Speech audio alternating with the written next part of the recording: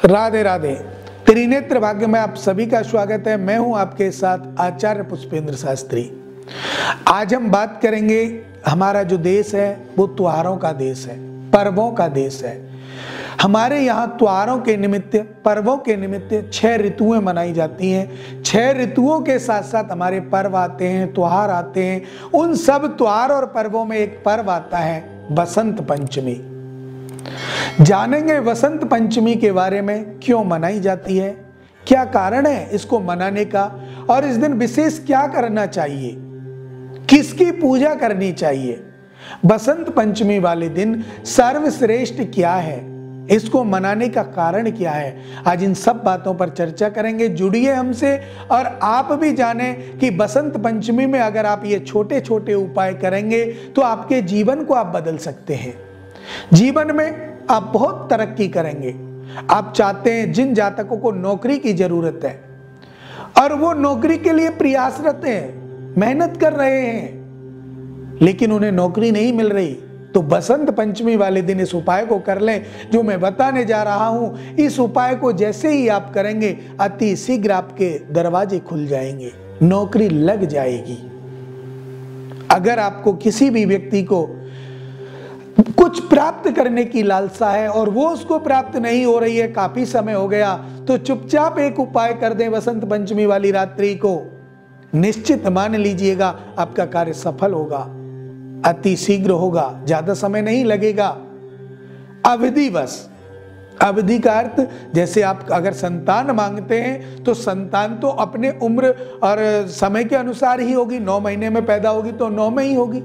तो इसका कारण ये नहीं है कि 3 महीने में हो जाए, लेकिन जो आप, जैसे नौकरी का प्रश्न है, व्यापार का प्रश्न है, और कोई प्रश्न है, समय अवधि के अनुसार आप उसको विशेष रूप से प्राप्त कर सकते हैं। तो चलिए जानते हैं कि सबसे पहले बसंत पंचमी मनाई क्यों जाती है। अगर हम कथाओं के बीच में चलें तो बसंत पंचमी के दिन मां सरस्वती का जन्म हुआ था। बसंत पंचमी एक वो दिन है जिस दिन मां सरस्वती का जन्म हुआ था, और उनके जन्मोत्सव को हम बसंत पंचमी के रूप में मनाते हैं। इस दिन बहुत सारे फूल खिलते हैं, अनेकों अनेक प्रकार के फूल खिलने लग जाते हैं। वसंत ऋतु प्रारंभ होती है और वसंत ऋतु के आते ही हरियाली छा जाती है। पीले पीले सरसों के फूल खिलने लग जाते हैं, चारों तरफ हरियाली, पीलापन, और इस दिन माताएं अधिकतर पीले वस्त्र धारण करती हैं। पुरुष पीली पगड़ी पहनते हैं। आप राजस्थान में जाइए, आप उत्तराखंड में जाइए, वहां पर आप देखिए कि इस दिन विशेष रूप से पीली पगड़ी पुरुष पहनेंगे और पीले वस्त्र माताएं धारण करेंगी।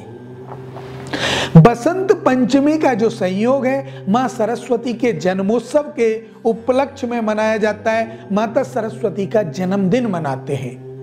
अब माता सरस्वती का जन्मदिन हम क्यों मनाएं?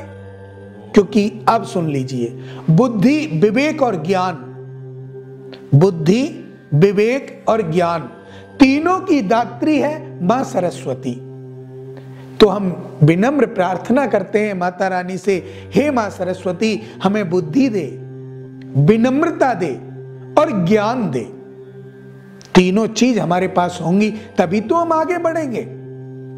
तो इस दिन विशेष रूप से बच्चे जो हमारे होते हैं छोटे, जिन्होंने पढ़ाई स्टार्ट नहीं की, अगर इस दिन पढ़ाई का पहला अक्षर वो बनाना सीखते हैं, बोलना सीखते हैं, लिखना सीखते हैं। वैदिक जो हमारी गुरुकुल है, आश्रमों में जब हम पढ़ते हैं तो इस दिन को विशेष रूप से पूजा जाता है।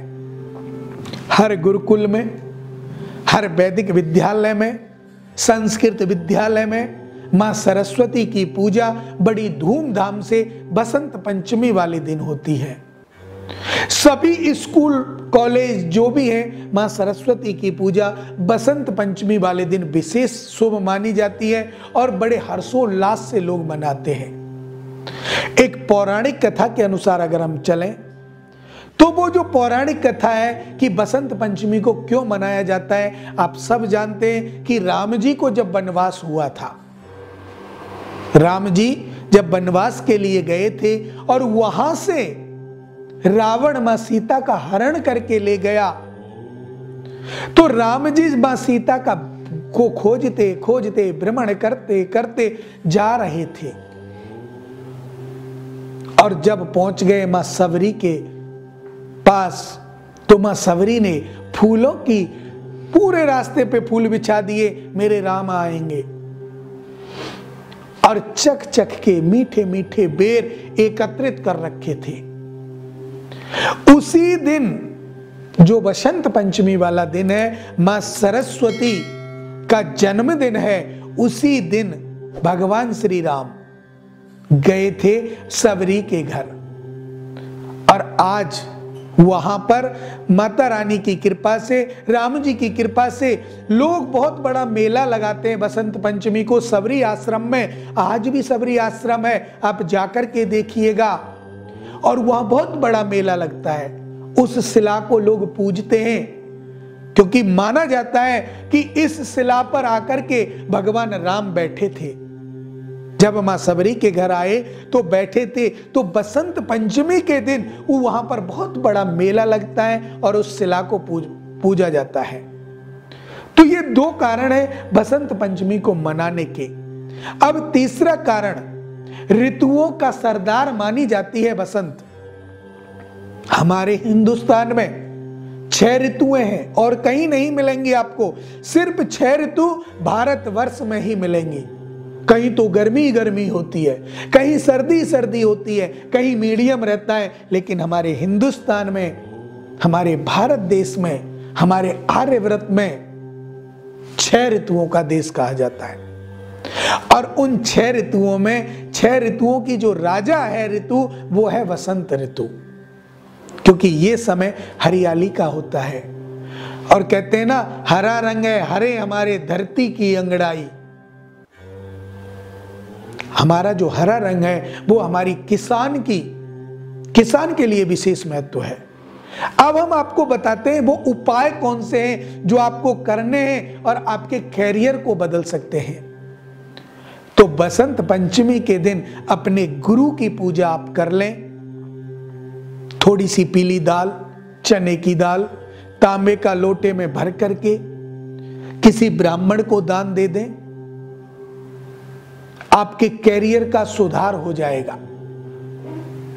आप अपने जीवन में कोई भी प्रयत्न करना चाहते हैं, मांगना चाहते हैं, नौकरी रोजगार करना चाहते हैं, तो बसंत पंचमी वाले दिन थोड़ी सी हरी सब्जी, पालक की गड्डी ले लो, मेथी की गड्डी ले लो, कोई भी ले लो, वो ले जाकर के चुपचाप बिना किसी से पूछे, बिना किसी को बताए माता गाय के पास जाकर के गाय को खिला दीजिए, चरण स्पर्श कर लीजिए, आपके सभी कष्ट दूर हो जाएंगे।